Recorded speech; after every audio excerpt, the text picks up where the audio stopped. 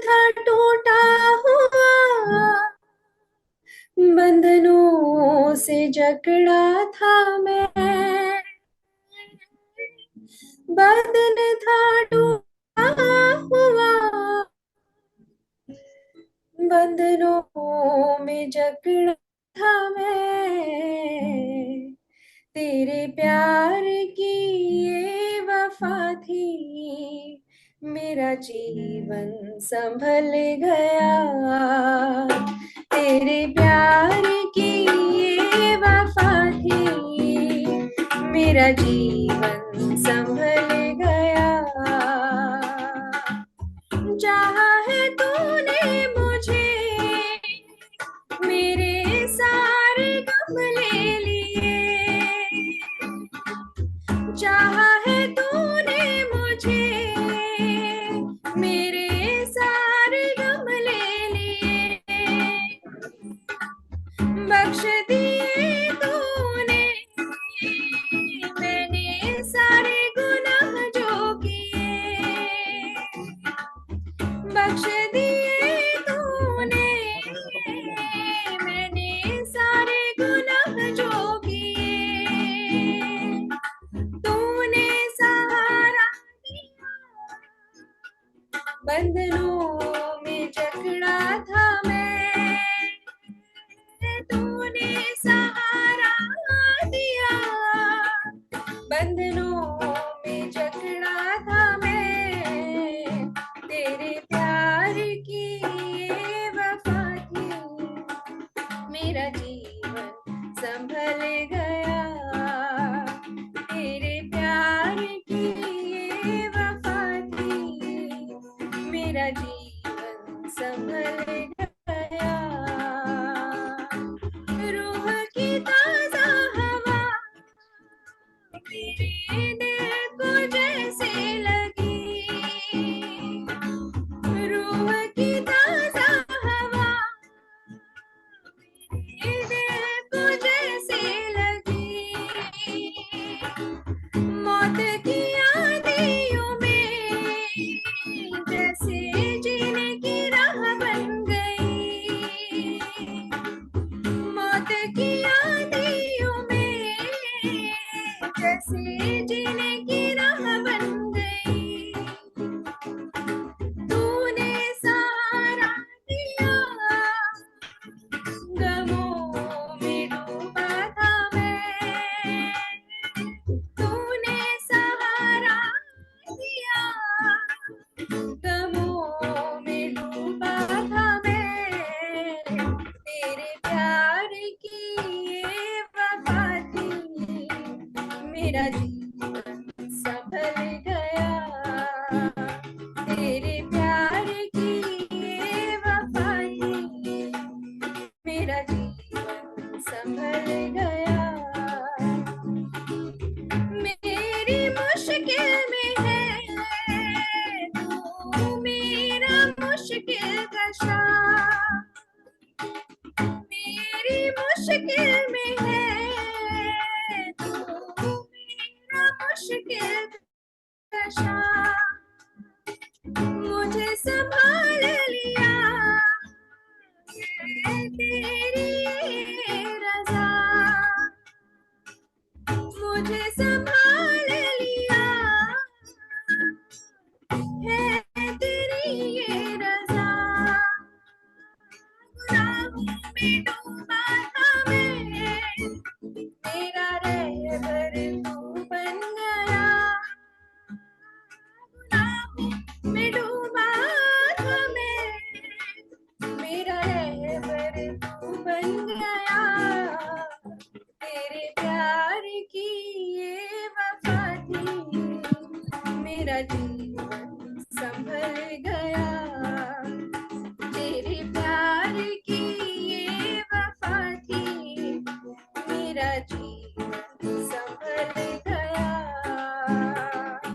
बदन था टूटा हुआ, बंधनों में जकड़ा था मैं।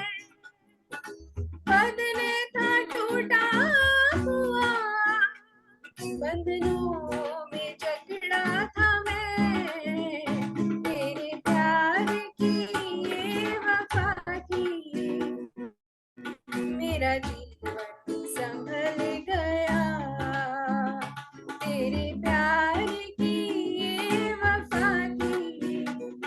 मेरा जीवन संभल गया, मेरा जीवन संभल गया, मेरा जीवन संभल गया। परमेश्वर के महान नाम की महिमा हो। परमेश्वर को धन्यवाद देता हूं इस अच्छे समय के लिए, आप लोगों के साथ मिलकर आज शाम की सभा में इस प्रकार से जुड़ने के लिए और परमेश्वर के वचन को आपके बीच में ले आने के लिए जो अवसर परमेश्वर ने दिया उसके लिए मैं धन्यवादित हूं। और सर्वप्रथम प्रभु यीशु मसीह के पावन नाम में आप सबों को नमस्कार कहता हूं। परमेश्वर हमारे जीवनों में एक एक दिन जो जोड़ता जाता है वो इसलिए है कि हम परमेश्वर के बातों को, परमेश्वर को और गहराई से समझ सके। हम एक साथ मिलकर परमेश्वर के वचन की ओर जब अपने ध्यान को लेकर जा रहे हैं, मैं आपसे अनुरोध करूंगा कि आप लोग अपने माइक्स को म्यूट रखें और यदि आपको कुछ पूछना है तो जरूर अनम्यूट करके पूछ सकते हैं, परंतु अन्यथा आप जरूर अपने माइक को म्यूट रखें और प्रार्थना पूर्वक हम बैठे रहे ताकि परमेश्वर की आत्मा आज शाम के वक्त हमें जो सिखाना चाहती है उसे हम सुन सके। हमारा भारत देश अपने 76वें स्वतंत्रता दिवस को कल मनाने जा रहा है और हम लोग सब इस बात पर गर्वान्वित होते हैं कि हम एक स्वतंत्र देश में अपने जीवन का निर्वाह कर रहे हैं। हम लोग एक स्वतंत्र आजाद देश में जिंदगी को बिता रहे हैं। परंतु यदि हम अपने देश के समस्याओं का या फिर वास्तविक परिस्थितियों का आकलन करना शुरू करेंगे तो हमारे जहन में जरूर कुछ सवाल उठ सकते हैं कि क्या हम सचमुच में एक स्वतंत्र देश में रह रहे हैं।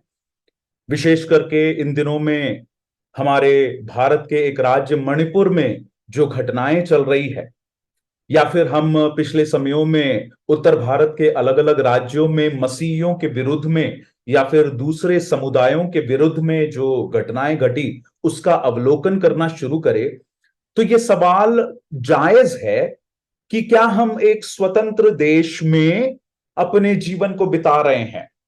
या फिर मैं इस सवाल को इस प्रकार से रखूं कि एक मनुष्य को क्या स्वतंत्र बनाता है। क्या एक स्वतंत्र देश में निवास करना उसको स्वतंत्र बनाता है, या फिर मनुष्य के जीवन के लिए उससे बढ़कर स्वतंत्रता के कुछ मायने हैं। और आज शाम के वक्त जब हम इस स्वतंत्रता दिवस से एक दिन पहले या फिर उस शाम में बैठे हुए हैं, यह अच्छा होगा कि हम इस स्वतंत्रता के मायनों को जरा परमेश्वर के वचन के प्रकाशन में होकर समझने का प्रयास करें और इस बात को देखें कि परमेश्वर का वचन या फिर परमेश्वर का जीवता कलाम इस स्वतंत्रता के विषय में क्या कहता है। मनुष्यों के जीवन में स्वतंत्रता के क्या मायने हैं। या फिर जिस प्रकार से आप लोगों को ये पोस्ट मिला होगा इस सभा के संबंध में, वहां पर लिखा हुआ था सच्ची स्वतंत्रता क्या है। हम कुछ इन विचारों पर आज शाम के वक्त अपने ध्यान को लेकर जाएंगे और इसके लिए मैं आपसे अनुरोध करूंगा कि आपके पास यदि बाइबल है तो गलातियों की पत्री उसके 5वें अध्याय की ओर अपने ध्यान को लेकर जाए। और मेरी इच्छा ये है कि हम इस पूरे अध्याय की ओर अपने ध्यान को ले जाए और उसकी बारीकियों को समझे, लेकिन समय की अपनी सीमाएं हैं और शायद ये संभव नहीं होगा कि इस पूरे अध्याय में हम जाए और उन बातों को उतनी गंभीरता के साथ या फिर गहराई के साथ पढ़ सके, समझ सके। परंतु जो मैं मुख्य विषय है उसको समझाने के लिए या फिर उस बात पर ध्यान लाते हुए उस पूरे अध्याय में से कुछ बातों को जो है आपके सामने रखूंगा और इसलिए बीच बीच में हम उस अध्याय में से कुछ कुछ आयतों को पढ़ेंगे और शुरुआती तौर पर मैं केवल उस 5वें अध्याय की पहली आयत जो उस पूरे अध्याय का सबसे मुख्य विषय है, या फिर इस प्रकार से कहूं तो पहले 4 अध्याय में पौलुस गलातियों के पढ़ने वालों को या फिर वहां के रहने वालों को जिन बातों को बता रहा है उसका एक सारांश और अगले 5वें और 6वें अध्याय में जो व्यावहारिक बातों को पौलुस बताने जा रहा है, उसका एक परिचय होकर 5वें अध्याय की पहली आयत को हम लोग देख सकते हैं। वहां पर इस प्रकार से लिखा है, मसीह ने स्वतंत्रता के लिए हमें स्वतंत्र किया है, अतः इसी में स्थिर रहो और दासत्व के जुए में फिर से न जुतो। मैं उम्मीद करता हूं कि आपने ध्यान से अपने बाइबल में उस आयत को पढ़ा होगा। उसके पहले भाग की ओर जरा अपने ध्यान को लेकर जाए। वहां पर लिखा हुआ है, मसीह ने स्वतंत्रता के लिए हमें स्वतंत्र किया है। अब आप पूछेंगे कि ये कैसा वाक्य है? हम लोग जो लिटरेचर पढ़ते हैं, हम लोग जानते हैं कि कोई भी एक सेंटेंस, कोई भी एक वाक्य को जब बनाया जाता है तो वहां पर हम वाक्यों को इस प्रकार से नहीं बनाते हैं जहां पर क्रिया और कारण दोनों एक ही प्रकार की बातें हो। ये कुछ इस प्रकार से कहना हुआ कि हम लोग रेस्टोरेंट में खाना खाने के लिए आए हैं, तो सीधे से कोई और सवाल पूछता सकता है कि भाई फिर रेस्टोरेंट में और का क्या करने के लिए जाते हो? तो पौलुस भी कुछ ऐसे ही एक वाक्य का प्रयोग कर रहा है वहां पर कि मसीह ने स्वतंत्रता के लिए हमें स्वतंत्र किया है। क्या अर्थ है इसका? पौलुस क्या वहां पर बताना चाहता है? इस आयत को या फिर इस वाक्य को समझने के लिए हमको थोड़ा सा इसकी पृष्ठभूमि में जाना पड़ेगा, या फिर पौलुस गलातियों की पत्री को क्यों लिख रहा है, किसको लिख रहा है और किस संदर्भ में इन बातों को बता रहा है, उसको समझकर जब हम इस पहली आयत के उस पहले वाक्य को पढ़ेंगे तो हमको समझ में आएगा कि पौलुस उस पूरे वाक्य को उस प्रकार से क्यों प्रस्तुत कर रहा है।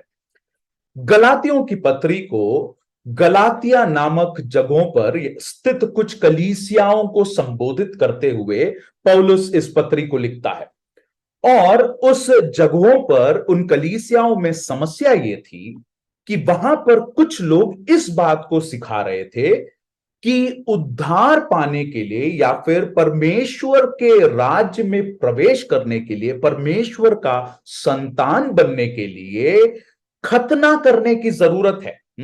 खतना के विषय में हम लोग जानते हैं कि पुराने समयों में या फिर पुराने नियम में, व्यवस्था में जो बात परमेश्वर ने रखी थी कि इजरायलियों को या फिर यहूदियों को खतना करने की आवश्यकता, ये चिन्ह के रूप में होगा कि वे परमेश्वर के लोग हैं। तो गलातिया के कलीसियाओं में कुछ लोग इस बात को सिखा रहे थे कि उद्धार के लिए या फिर परमेश्वर के संतान कहलाए जाने के लिए खतना करने की आवश्यकता है। इस विचार को या फिर इस शिक्षा को नकारते हुए, खंडन करते हुए पौलुस इस गलातियों की पत्री को लिखता है, और वहां पर विशेष जोर इस बात पर देता है कि परमेश्वर के संतान होने के लिए, अर्थात उद्धार पाने के लिए किसी प्रकार के कार्यों की आवश्यकता नहीं, वरन केवल विश्वास की आवश्यकता है। हम जरा उसके दूसरे अध्याय में आ जाएंगे, गलातियों की पत्री उसके दूसरे अध्याय और उसकी 15वीं और 16वीं आयत को यदि आप देखेंगे, देखिए पौलुस वहां पर क्या कहता है। गलातियों दूसरा अध्याय 15वीं और 16वीं आयत वो कहता है, हम तो जन्म से यहूदी है और पापी अन्य जातियों में से नहीं, तो भी यह जानकर कि मनुष्य व्यवस्था के कामों से नहीं पर केवल यीशु मसीह पर विश्वास करने के द्वारा धर्मी ठहरता है, हमने आप भी मसीह यीशु पर विश्वास किया कि हम व्यवस्था के कामों से नहीं पर मसीह पर विश्वास करने से धर्मी ठहरे, इसलिए कि व्यवस्था के कामों में से कोई प्राणी धर्मी नहीं ठहरेगा। पौलुस सीधे तौर पर उस शिक्षा को खंडन करते हुए वहां पर इस बात पर जोर देता है कि हमारे उद्धार के लिए हमारा कोई भी कार्य पर्याप्त नहीं है। यह केवल और केवल मसीह यीशु के मृत्यु पर विश्वास करने के द्वारा ही हो सकता है। जस्टिफाइड बाय फेथ, विश्वास के द्वारा धर्मी ठहराया जाना, और ये गलातियों की पत्री का एक मुख्य विषय है। और उसी बात को आगे बढ़ाते हुए कुछ और उदाहरणों को देते हुए जब वो 5वें अध्याय में आता है, 5वें अध्याय में पौलुस का ध्यान जो है वो इस बात पर है कि जब तुम मसीह यीशु पर विश्वास करके धर्मी ठहराए गए हो तो तुम सचमुच में क्या बन गए हो? तुम स्वतंत्र बन गए हो। अब तुमको व्यवस्था के अधीनता में, व्यवस्था की गुलामी में जीवन बिताने की आवश्यकता नहीं है, पर तुम सचमुच में स्वतंत्र बन गए हो। और उस बात को समझाने के लिए 5वें अध्याय की पहली आयत में पौलुस इस प्रयोग को वहां पर लिखता है। वो कहता है, मसीह ने स्वतंत्रता के लिए हमें स्वतंत्र किया है। ठीक है, इसको मैं थोड़ा और समझाना चाहूंगा। इसको आप इस संदर्भ में सोचकर देखें। मान लीजिए एक कैदी जिसने कोई गुनाह किया, कोई जुर्म किया और पिछले 10-12 सालों से अपने जीवन को कारागृह में बिता रहा था। अंततः उसकी सजा खत्म हो गई। अब वो उस कारागृह से बाहर निकल रहा है और उस कारागृह के गेट पर उस जेल का जेलर खड़ा है और उससे कहता है कि तुम स्वतंत्रता के लिए स्वतंत्र किए जा रहे हो, है ना। अब उस संदर्भ में यदि हम समझेंगे उस बात को, तो इस कैदी के लिए वो वाक्यों का मायने क्या होगा? उस वाक्य का मायने यह होगा कि अब जो तुम स्वतंत्र किए जा रहे हो, तुम जो इस कारागृह से बाहर जा रहे हो, तुम क्यों जा रहे हो बाहर? ताकि तुम वापस इस कारागृह में ना आओ। तुम एक स्वतंत्र जीवन को ऐसा बिताओ कि तुम्हारे जीवन में अब किसी प्रकार के अधर्म कुकर्म के कार्य ना हो कि तुमको वापस उस कारागृह में आना पड़े। तो कुछ इस विषय को या फिर इस विचार को समझाने के लिए पौलुस उस प्रयोग को वहां पर कहता है मसीह ने स्वतंत्रता के लिए हमें स्वतंत्र किया है। ठीक है, अब इस वाक्य को हम लोग दो भागों में होकर देखने का प्रयास करेंगे ताकि इस स्वतंत्रता के मतलब को, उसके अर्थ को जो है हम लोग थोड़ा और समझ सके। सबसे पहले वो कहता है कि स्वतंत्रता के लिए स्वतंत्र किया करके जब कहता है, तो ये स्वतंत्र किया जो कह रहा है, किन बातों से स्वतंत्र किया है प्रभु ने हमको? यदि हमको स्वतंत्र करना है तो इसका अर्थ है कि उससे पहले हम किसी प्रकार की गुलामी में थे, किसी प्रकार की बंधुआई में थे, हम बंधनों में थे। तभी मसीह को जरूरत पड़ी कि हमको वो स्वतंत्र करे। जो आजाद है उसको वापस आजाद करने की आवश्यकता नहीं है। आजाद करने की आवश्यकता किसको है? उसको जो बंधुआई में पड़ा हुआ है। और मसीह ने वहां पर क्या किया लिखा हुआ है? उसने हमें स्वतंत्र किया करके। किन बातों से उसने स्वतंत्र किया? क्या थी वो बातें जिससे उसने हमको स्वतंत्र किया? वहां पर उसके 4थे अध्याय और उसकी 8वीं आयत को जरा पढ़ेंगे हम लोग। 4थे अध्याय उसकी 8वीं आयत, गलातियों 4 उसका 8। वहां पर इस प्रकार से कहता है, पहले तो तुम परमेश्वर को न जानकर उनके दास थे जो स्वभाव से परमेश्वर नहीं, पर अब जो तुमने परमेश्वर को पहचान लिया, वरन परमेश्वर ने तुमको पहचाना, तो उन निर्बल और निकम्मी आदि शिक्षा की बातों की ओर क्यों फिरते हो जिनके तुम दोबारा दास होना चाहते हो?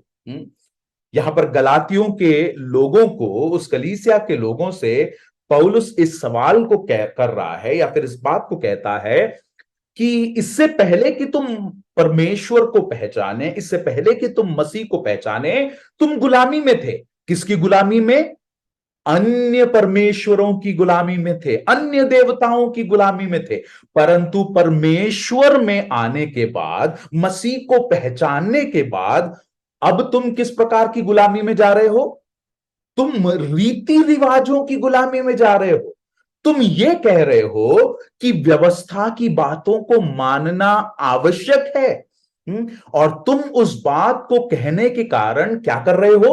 अब वापस दासत्व की अवस्था में जा रहे हो। और पौलुस उसको एक सवाल के रूप में कह रहा है। वो कहता है कि तुम क्यों उस दासत्व में जा रहे हो? जब तुम मसीह के द्वारा आजाद किए गए हो तो तुम इन रीति रिवाजों को मानकर, व्यवस्था की बातों को मानकर क्यों वापस गुलाम होने के लिए जा रहे हो? तुमको उसकी आवश्यकता क्या है?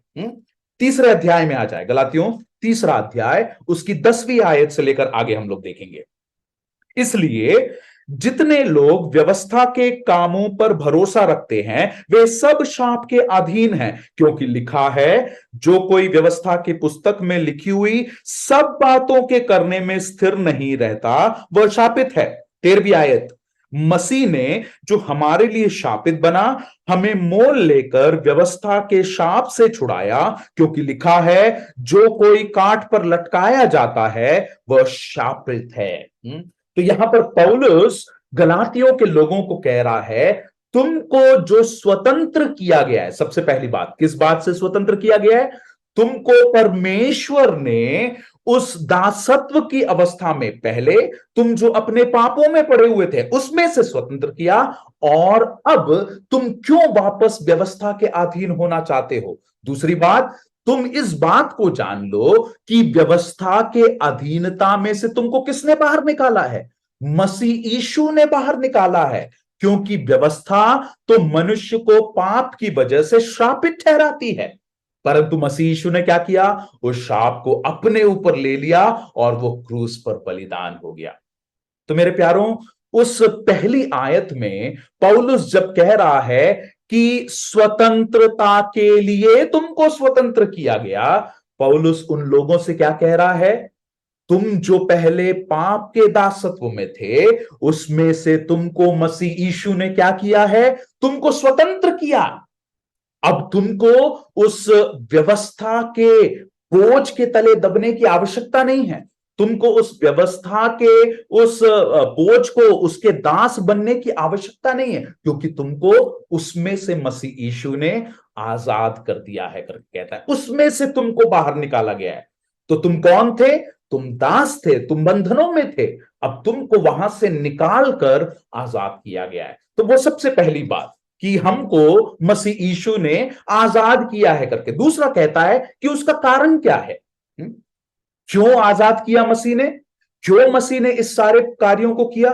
क्यों प्रभु यीशु मसीह कलवरी के क्रूस पर मरकर उस व्यवस्था के शाप को उसने अपने ऊपर ले लिया और मनुष्य के लिए सारे कार्यों को पूरा किया? वहां पर कहता है, स्वतंत्रता के लिए उसने हमें स्वतंत्र किया। यानी कि उद्देश्य क्या है स्वतंत्र करने का? ताकि हम उस स्वतंत्रता में बने रह सके। उस स्वतंत्रता में बने रहने के लिए हमको स्वतंत्र किया है। तो सवाल यह है कि आखिर ये स्वतंत्रता है क्या? क्या है ये स्वतंत्रता जिसमें बने रहने के लिए मसीह ने हमें स्वतंत्र किया? हम जरा यूहन्ना रचित सुसमाचार उसके 8वें अध्याय और उसकी 34वीं आयत से लेकर आगे के कुछ भागों की ओर अपने ध्यान को लेकर जाएंगे। यूहन्ना 8वां अध्याय उसके 34वीं आयत से लेकर आगे। यीशु मसीह फरीसियों और शास्त्रियों के साथ वहां पर बातचीत करते हैं और उस बातचीत के दौरान उनसे कहते हैं, 34वीं आयत, यीशु ने उनको उत्तर दिया, मैं तुमसे सच सच कहता हूं कि जो कोई पाप करता है वह पाप का दास है, और दास सदा घर में नहीं रहता, पुत्र सदा रहता है। सो यदि पुत्र तुम्हें स्वतंत्र करेगा तो तुम सचमुच स्वतंत्र हो जाओगे। ध्यान दें इस बात पर। वहां पर प्रभु यीशु मसीह उनसे क्या कह रहा है? तुम तभी सचमुच में स्वतंत्र हो सकते हो यदि पुत्र ने तुमको स्वतंत्र किया हो। तो ये स्वतंत्रता जो है, सच्ची स्वतंत्रता जो है, वो किसके द्वारा मिल सकती है? तभी मिल सकती है यदि पुत्र ने तुमको स्वतंत्र किया हो। या फिर दूसरे शब्दों में कहा जाए, तुम जो पहले पाप के दासत्व में थे, उस पाप के दासत्व में से बाहर निकालकर तुमको क्या किया गया है? मसीह ने अपने पास बुला लिया ताकि तुम मसीह के दास बन जाओ।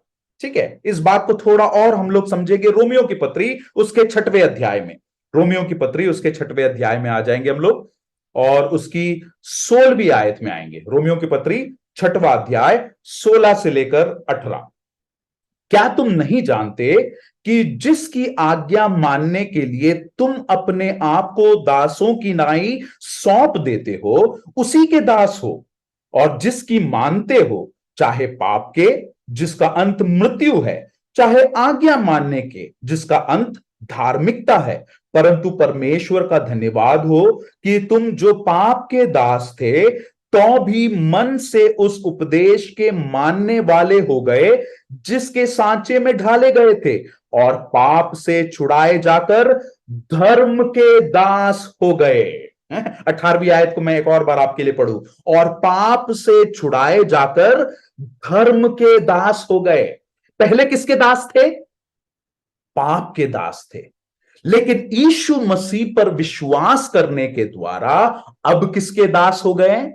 धार्मिकता के, मसीह यीशु के दास बन गए हैं करके वहां पर कहता है। तो मेरे प्यारे भाई और बहनों, सच्ची स्वतंत्रता का अर्थ यह नहीं है कि हम संपूर्ण रूप से दासत्व में से अलग हो गए। नहीं, अगर हम ऐसा सोचते हैं तो गलत है। ये परमेश्वर का वचन हमको सिखाता है कि सच्ची स्वतंत्रता का अर्थ है कि हम अब मसीह के दास हो गए हैं। True freedom means willingly becoming a slave to Christ. पहले जो हम पाप के दासत्व में थे उसमें से मसीह ने हमको छुड़ा लिया, और अब हम किसके दास हैं? अब हम प्रभु यीशु मसीह के दास हैं। एक मसीही के जीवन में सच्ची स्वतंत्रता का अर्थ यह नहीं है कि वो कुछ भी कर सकता है, कि मैं ये बोल के घूमूं कि अब तो मैं यीशु मसीह के द्वारा छुड़ाए जाकर उद्धार प्राप्त कर कर कलीसिया में आ गया हूं, या फिर उस अनंत मीरास का सहभागी हो गया हूं, मेरी मृत्यु हो जाएगी तो मैं स्वर्ग जाऊंगा, मेरे लिए तो सारा रास्ता तैयार है, अब तो मैं कुछ भी कर सकता हूं। नहीं मेरे प्यारों, सच्ची स्वतंत्रता का अर्थ है कि अब मैं किसका दास हूं? अब मैं मसीह यीशु का दास हूं। जिस प्रकार से रोमियो की पत्री में वो कहता है 18वीं आयत में, पाप से छुड़ाए जाकर धर्म के दास हो गए हो। I have become a slave to righteousness. उस धार्मिकता का मैं दास हो गया हूं। तो मेरे और आपके जीवन में उस सच्चे स्वतंत्रता का अर्थ यह है कि मैं पाप का गुलाम नहीं हूं अब, परंतु मैं किसका गुलाम हूं? मैं यीशु मसीह का गुलाम हूं। पाप की गुलामी में क्या था? मेरे लिए अंत नरक था, मेरे लिए अंत मृत्यु था, मेरे लिए एक आशाहीन जीवन था। परंतु जब मैं यीशु मसीह का गुलाम बन गया तो यहां पर यीशु मसीह में मेरे पास क्या है? एक अनंत जीवन है। यीशु मसीह में मेरे पास एक संपूर्णता है, एक आनंद है, एक जीवन की संतुष्टि है। उस मसीह के साथ मिलकर उस परमेश्वर के संतान कहलाए जाने का बड़ा एक अधिकार और सौभाग्य मेरे जीवन में है। और इसलिए मैं और आप गर्व के साथ इस बात को कह सकते हैं कि मेरे जीवन की आजादी इस बात में नहीं है कि मैं कुछ भी कर सकता हूं। नहीं, मेरे जीवन की आजादी इस बात में है कि मैं यीशु मसीह का दास हूं, धर्म का दास बन गया हूं। सच्ची स्वतंत्रता यह है कि हम पाप के उस दासत्व में से छुड़ाए जाकर अब यीशु मसीह के दास बन गए हैं। यानी कि अब यीशु मसीह जैसा चाहता है मेरे और आपके जीवन में वो बातें होना जरूरी है। तो क्या वहां पर स्वतंत्रता की बातें समाप्त हो गई? क्या पौलुस उन बातों को बताकर वहां पर समाप्त कर रहा है? नहीं। दो प्रमुख बातों को उस अध्याय में पौलुस वहां पर स्वतंत्रता के विषय में कहता है। दो मुख्य आज्ञाएं, या फिर मानने के लिए, या फिर तुम्हें इस कार्य को करना है कहकर दो बातों को इस स्वतंत्रता के विषय में वो कहता है। सबसे पहली बात उसकी पहली आयत में हम देखते हैं, वो कहता है मसीह ने स्वतंत्रता के लिए हमें स्वतंत्र किया है, अतः इसी में स्थिर रहो और दासत्व के जुए में फिर से ना जुतो। तो पहला कार्य क्या करने के लिए बोला गया है? चूंकि तुम अब स्वतंत्र हो गए हो, तुमको स्वतंत्रता के लिए स्वतंत्र किया गया है, तुमको क्या करने की आवश्यकता है? तुमको इसमें स्थिर बने रहना है। इस स्वतंत्रता को अपने जीवन में बनाए रखना है और दासत्व के जुए में तुम मत चले जाना। तुम दासत्व के जुए में मत चले जाना। यह पहला कार्य है जो करने की आवश्यकता है स्वतंत्रता के संबंध में। दूसरी बात, उसी 5वें अध्याय की हम 13वीं आयत में जरा आ जाए। 5वां अध्याय उसकी 13वीं आयत, वहां पर कहता है, हे भाइयों, तुम स्वतंत्र होने के लिए बुलाए गए हो, परंतु ऐसा ना हो कि यह स्वतंत्रता शारीरिक कामों के लिए अवसर बन जाए। दूसरी बात जो इस स्वतंत्रता के संबंध में पौलुस कहता है वो ये है कि अब जब तुम स्वतंत्र बन गए हो, तुम ध्यान दो कि कहीं तुम्हारा ये स्वतंत्रता जो है शारीरिक कार्यों के उपयोग के लिए, शरीर की लालसाओं को पूरा करने के लिए एक अवसर तो नहीं बन गया है कहीं। दो बातों की ओर ध्यान देना, और इन्हीं दो बातों पर हम थोड़ा सा अपने ध्यान को लेकर जाएंगे और उसके बाद हम आज के इस संदेश को समाप्त करेंगे। सबसे पहली बात वो कहता है कि चूंकि तुम स्वतंत्रता के लिए बुलाए गए हो, और हमने देखा स्वतंत्रता का अर्थ क्या है? मसीह का दास बन जाना, धार्मिकता का दास हो जाना। चूंकि तुम स्वतंत्रता के लिए बुलाए गए हो, उसमें तुमको स्थिर बने रहना है और वापस दासत्व में नहीं जाना है। अब यहां पर कौन से दासत्व के विषय में पौलुस गलातियों के लोगों को लिख रहा है? वो उनको लिख रहा है कि तुम व्यवस्था के अधीन मत चले जाना। 4थे अध्याय को आप देखेंगे, वहां पर उस उदाहरण को भी देता है, सारा और हाजिरा के उदाहरण को 21वीं आयत से लेकर देता है आगे, और वो इस सवाल को पूछता है कि तुम किसकी संतान हो? कि तुम स्वतंत्र स्त्री की संतान हो, तुमको वापस उस बंधुआई में जाने की आवश्यकता नहीं है। कौन से बंधुआई की बात कर रहा है? उस व्यवस्था के अधीनता। मैंने पहले जैसे बताया था कि कुछ लोग इस बात को सिखा रहे थे कि उद्धार पाने के लिए, मसीह के राज्य में प्रवेश करने के लिए हमको खतना करने की आवश्यकता है या फिर व्यवस्था की बातों को मानने की आवश्यकता है। पौलुस उसके विरुद्ध में इस बात को कहता है और कहता है कि अब जब तुम स्वतंत्रता के लिए बुलाए हो, ध्यान दो कि तुम इसमें बने रहो, तुम वापस व्यवस्था की बातों में मत चले जाना। क्यों? क्योंकि तुम व्यवस्था की बातों को पूरा नहीं कर सकते, उससे तुमको कोई फायदा नहीं होगा। 5वें अध्याय की दूसरी आयत से लेकर 4थी आयत तक आप जब पढ़ेंगे, वहां पर उसी बात को पौलुस जोड़ देता है, और उसके बाद 5वीं आयत में कहता है, क्योंकि आत्मा के कारण हम विश्वास से आशा की हुई धार्मिकता की बाट जोते हैं। मसीह यीशु में ना खतना रहित कुछ काम का है, परंतु केवल विश्वास जो प्रेम के द्वारा प्रभाव डालता है करके। तुम्हारे लिए क्या जरूरी है? तुम्हारे लिए यह जरूरी है कि तुम अपने विश्वास को मसीह यीशु पर बनाए रखो और व्यवस्था की उन बातों पर तुम मत चले जाना। हम अंग्रेजी में एक शब्द का प्रयोग करते हैं जिसको कहते हैं लीगलिज्म। हिंदी में नियमवाद कहते हैं। इसका अर्थ यह है कि रीति रिवाजों का पालन करना, है ना, रीति रिवाजों पर ज्यादा ध्यान देना। हम लोग जब सुसमाचारों में जाएंगे और यीशु मसीह की बातचीत को फरीसियों के साथ टटोलेंगे, यीशु मसीह बार बार फरीसियों को इसी बात को कहते थे कि तुम बाहर से बड़े धार्मिकता के कार्य तो करते हो, लेकिन तुम लोग सचमुच में, तुम्हारा ध्यान कहां है? तुम्हारा ध्यान जो है रीति रिवाजों को मानने में, उन बातों की ओर है जिससे मनुष्य का कोई फायदा नहीं होता। हम लोग उस बात की ओर आगे जाएंगे, परंतु यहां पर जो हमें स्वतंत्रता को बनाए रखने के लिए कह रहा है, हमारे लिए पौलुस उस बात को गलातियों की पत्री में से इस बात को समझाना चाहता है कि मुझे और आपको अब क्या करने की आवश्यकता है। अब जब हम स्वतंत्र हो गए, मसीह के दास बन गए हैं, हमको इस रीति रिवाजों के पीछे नहीं जाना है, उसमें से बचे रहने की आवश्यकता है।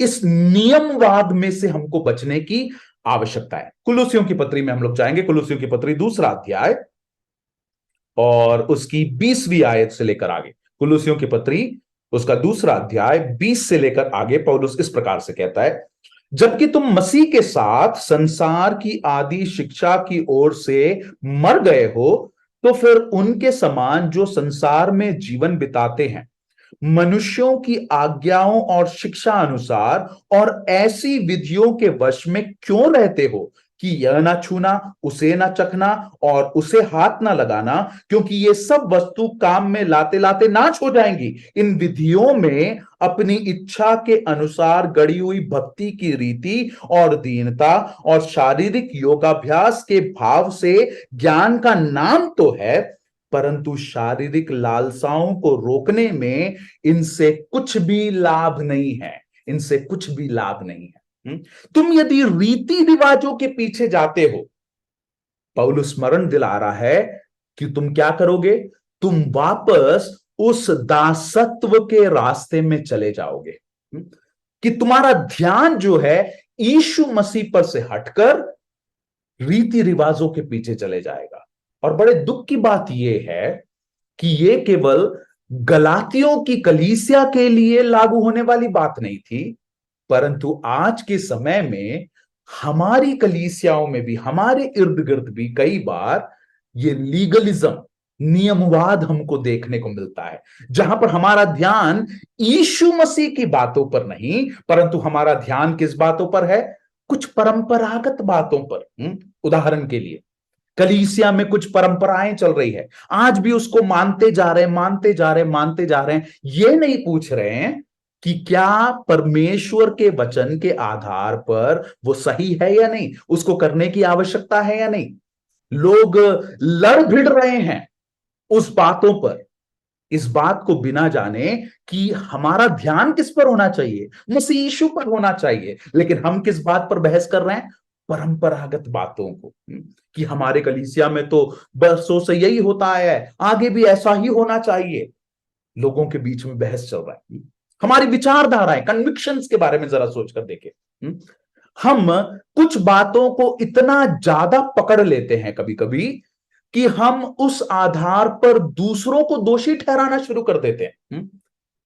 मैं जैसा एक विषय को समझता हूं या फिर मैं जिस दृष्टिकोण से देखता हूं, सामने वाला व्यक्ति या फिर मेरे कलीसिया का भाई बहन उस प्रकार से अगर कार्यों को नहीं करता, तो मुझे लगने लगता है कि वो लोग क्या कर रहे हैं, गलत कर रहे हैं। अरे ये तो कोई काम का व्यक्ति नहीं है, ये तो ऐसा सब कर रहा है, ये तो वैसा सब कर रहा है। इसका मैं एक छोटा सा बड़ा सरल उदाहरण आपको देता हूं, जो आपके घरों में, हमारे घरों में, हमारी कलीसियाओं में अक्सर हमको सुनने को मिलता है। आपने ध्यान दिया होगा, बच्चों में विशेषकर हम इस बात को देखते हैं। प्रार्थना करने के लिए जब बच्चे बैठते हैं, आप जब पारिवारिक, जो लोग परिवार में रहकर एक साथ प्रार्थना करने के लिए बैठते हैं, यदि आपके घर में 2-3 बच्चे हैं, कई बार प्रार्थना खत्म हो जाने के बाद बच्चे एक दूसरे के विषय में कहते हैं कि इसने आंख बंद नहीं किया था मैंने देखा, उसने आंख बंद नहीं किया था मैंने देखा। बच्चों के बीच में इस प्रकार की बातें होती है, कलीसियाओं में भी होती है। बड़ों के पास आकर बच्चे इस बात को कहते हैं कि अंकल अंकल ये ना प्रार्थना के बीच में आंख खोल के बैठा था या फिर आंख खोल के बैठी हुई थी कर। उनके मन में ये विचार कैसे आया कि प्रार्थना करते समय जो है सबसे सही तरीका आंख बंद करके प्रार्थना करना है करके? बाइबल में कहीं पर भी यीशु मसीह ने बताया क्या कि प्रार्थना करते समय हमको आंख बंद करके प्रार्थना करने की आवश्यकता है? केवल वही एक तरीका है प्रार्थना करने का। अच्छी बात है यदि हम आंख बंद कर प्रार्थना करें, बहुत अच्छी बात है वो। लेकिन क्या प्रभु यीशु मसीह ने हमको सिखाया क्या कि आंख बंद कर प्रार्थना करना ही प्रार्थना करने का एकमात्र तरीका है, और कोई तरीके से मैं प्रार्थना नहीं कर सकता, मैं आंख खोलकर प्रार्थना कर दिया तो गलत कर दिया? मैं केवल एक छोटा सा उदाहरण दे रहा हूं, आप लोग सब अपने अपने जीवनों में बहुत सारे ऐसे उदाहरण को देख सकते हैं ना। छोटी छोटी बातें हम लोगों के मन में डाल दिए हैं, बच्चों के मन में, कलीसिया के लोगों के मन में। कहां से आई ये बातें? लीगलिज्म, रीति रिवाज, जो बरसों से होता आया है। कुछ लोगों ने जिन बातों को हमारे सामने उदाहरण के तौर पर दिखाया है, हम उसको इतना ज्यादा पकड़ लेते हैं कि उसके आधार पर हम दूसरों को दोषी ठहराने लगते हैं, है ना। उदाहरण अच्छे हैं, कुछ लोगों ने जो हमारे सामने उदाहरणों को दिया है वो अच्छी बातें हैं, उसका पालन यदि आप कर पाए तो बहुत अच्छा है। परंतु उसके आधार पर यदि हम दूसरों को गलत या सही ठहराना शुरू कर दे, हम लोग किस कदम की ओर जा रहे हैं? उस दासत्व की ओर वापस जा रहे हैं। और वही गलाती की कलीसिया में हो रहा था। यीशु मसीह पर विश्वास करके धार्मिकता प्राप्त होती है, ये बात समझ गए।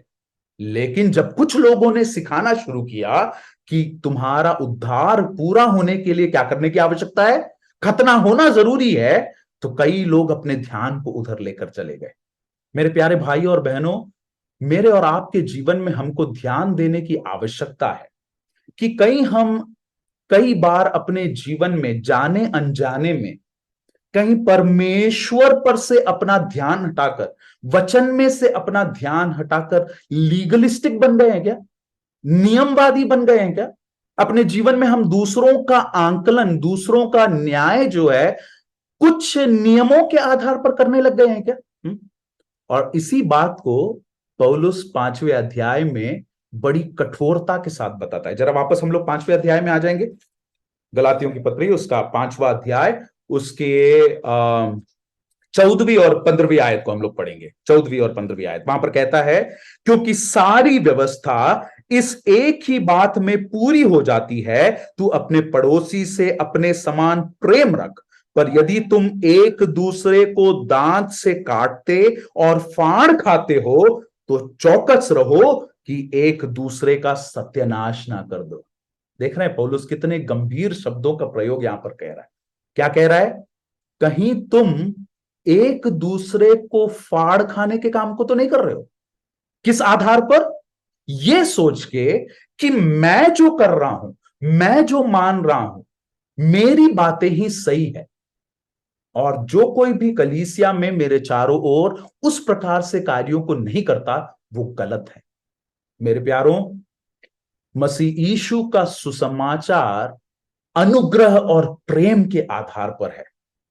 और यीशु मसीह ने इस बात को सिखाया कि सारी व्यवस्था, संपूर्ण व्यवस्था किस बात पर टिकी हुई है? कि तुम परमेश्वर से प्रेम रखो और उसी प्रकार से तुम एक दूसरे से प्रेम रखो। यदि इसके विपरीत तुम और कुछ कार्यों को करते हो, तुम क्या कर रहे हो?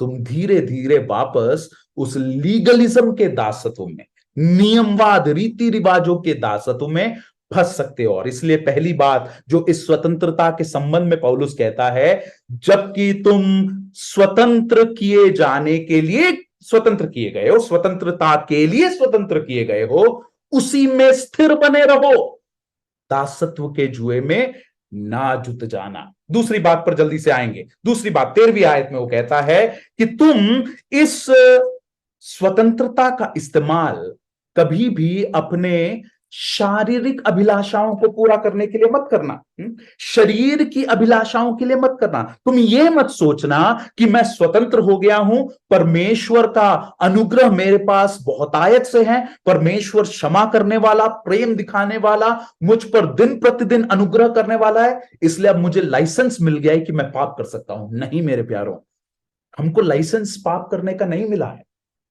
परमेश्वर का अनुग्रह हमारे ऊपर हुआ है, लेकिन ये इस बात का लाइसेंस नहीं है कि हम पाप कर सकते हैं। देखिए वो क्या कहता है, 5वें अध्याय 16वीं आयत से लेकर आगे। पर मैं कहता हूं, आत्मा के अनुसार चलो तो तुम शरीर की लालसा किसी रीति से पूरी ना करोगे, क्योंकि शरीर आत्मा के विरोध में और आत्मा शरीर के विरोध में लालसा करता है, और ये एक दूसरे के विरोधी है, इसलिए कि जो तुम करना चाहते हो वह ना करने पाओ। और यदि तुम आत्मा के चलाए चलते हो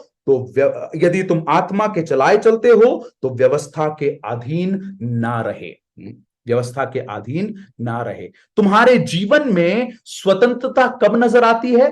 तुम्हारे जीवन में स्वतंत्रता तब नजर आएगी जब तुम आत्मा के चलाए चलते हो। अब जब तुम मसीह के दास हो गए हो, तुम्हारे लिए क्या जरूरी है?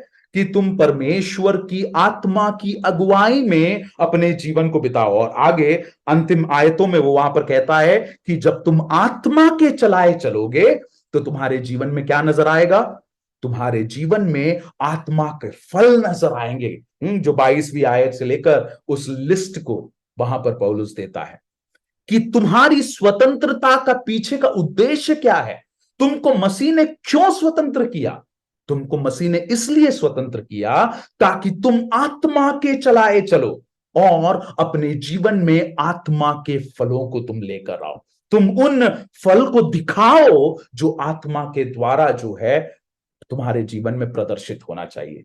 मेरे प्यारों, ये दो आज्ञाओं को, दो विशेष बातों को पौलुस इस स्वतंत्रता के विषय में समझाता है कि तुमको क्या करने की आवश्यकता है। सबसे पहली बात, तुम उसमें स्थिर बने रहो। मसीह ने तुमको स्वतंत्र किया, तुम उसमें स्थिरता के साथ बने रहो, वापस बंधुआई में मत चले जाना। दूसरी बात, जब तुमको ये स्वतंत्रता मिली है, तुम इसका इस्तेमाल किस कार्य के लिए मत करना? शरीर की अभिलाषाओं को पूरा करने के लिए मत करना। तुम उससे भागो, तुम शरीर की अभिलाषाओं से भागो, संसार की अभिलाषाओं से भागो, क्योंकि वो आत्मा के विपरीत है, आत्मा के विपरीत कार्य करता है। तुमको क्या करने की आवश्यकता है? आत्मा के चलाए चलना है और आत्मा के फल तुम्हारे जीवन में प्रदर्शित होने चाहिए। समय समाप्त हो गया, मैं यहां पर अपने संदेश को विराम दूं। मेरे प्यारों, सच्ची स्वतंत्रता क्या है? पौलुस गलातियों की पत्री को इस बात को समझाता है कि सच्ची स्वतंत्रता यह है कि परमेश्वर ने हमें पाप के दासत्व से छुड़ाकर मसीह यीशु का दास होने के लिए बुला लिया है। अब हम पाप के दास नहीं हैं, लेकिन हम दास जरूर है। किसके? हम धार्मिकता के दास है, यीशु मसीह के दास है हम। और ये सौभाग्य की बात है हमारे लिए। हमारे स्वतंत्रता का अर्थ ये नहीं कि हम अपनी मनमानी करें, नहीं, कभी नहीं, परंतु हमें अपने स्वामी के बातों को अपने जीवन में पूरा करने की आवश्यकता है। दो बातों को विशेष करके पौलुस इस स्वतंत्रता के विषय में समझाता है। दो बातें जो ध्यान देने की आवश्यकता है, चूंकि तुमको स्वतंत्र किया गया है। पहली बात, तुम उस स्वतंत्रता को अपने जीवन में बनाए रखना। तुम ध्यान देना कि कहीं तुम्हारा जीवन इस संसार के रीति रिवाजों के पीछे या फिर लोगों की ऐसी बातों के पीछे ना चले जाए जिसका कोई तर्क नहीं है, जिसका कोई बाइबल में आधार नहीं है। परंतु तुम उन बातों पर झगड़ा मत करते रहना, परंतु याद रखो कि तुम एक दूसरे से प्रेम करो, एक दूसरे पर न्याय करने के कार्य को मत करो, परंतु एक दूसरे से प्रेम करो। ऐसा ना हो कि कहीं तुम एक दूसरे को दांत फाड़ खाओ करके वहां पर लिखता है वो। और दूसरी बात वहां पर कहता है, तुमको जो ध्यान देने की आवश्यकता है, तुम्हारा ये स्वतंत्रता कभी भी शारीरिक अभिलाषाओं को पूरा करने का एक माध्यम, अवसर ना बन जाए। कहीं ऐसा ना हो कि तुम अपने स्वतंत्रता को इतनी आसानी से ले लो कि तुम पाप करने से पहले अब सोचो ही ना। कहीं तुम ऐसा मत सोचने लग जाना कि परमेश्वर तो अनुग्रह पर अनुग्रह देता जाएगा और इसलिए मैं पाप कर सकता हूं। कदापि नहीं, परंतु इसके विपरीत मेरे और आपके जीवन में हमें आत्मा के चलाए चलना है और आत्मा के फल हमारे जीवन में दिखाई देने चाहिए। परमेश्वर हमारी सहायता करे कि इस भारतवर्ष के आजादी के महोत्सव में जब मैं और आप इस बात को सोचकर गर्वान्वित होते हैं कि हम एक आजाद स्वतंत्र भारत में रहते हैं, उससे बढ़कर मेरे और आपके जीवन में ये बहुत बड़ा एक सौभाग्य है कि हमको एक बहुत बड़ी स्वतंत्रता मिली है। और वो स्वतंत्रता पाप से छुटकारा, पाप के दासत्व से छुटकारा और यीशु मसीह का दास होने का सौभाग्य मिला। सच्ची स्वतंत्रता यही है कि मैं स्व इच्छा से यीशु मसीह का दास बन जाऊं। और उस बुलाहट को परमेश्वर ने हर एक मनुष्य के लिए संसार में दिया है। और इसलिए पौलुस उसी अध्याय में अंत में कहता है, स्वतंत्रता के लिए तुम बुलाए गए हो। मेरे और आपके जीवन में स्वतंत्रता की वो बुलाहट है। परमेश्वर आपकी सहायता करे कि हम एक साथ मिलकर इस स्वतंत्रता को पकड़े रहे, इसमें स्थिर बने रहे और इस स्वतंत्रता में होकर हम आत्मा के चलाए चले और परमेश्वर सहायता करे कि वो आत्मा के फल हमारे जीवन में दिखे। परमेश्वर के नाम की महिमा हो। इस समय के लिए बहुत आयत से धन्यवाद। आप सबों को परमेश्वर आशीष दे। शुभ रात्रि।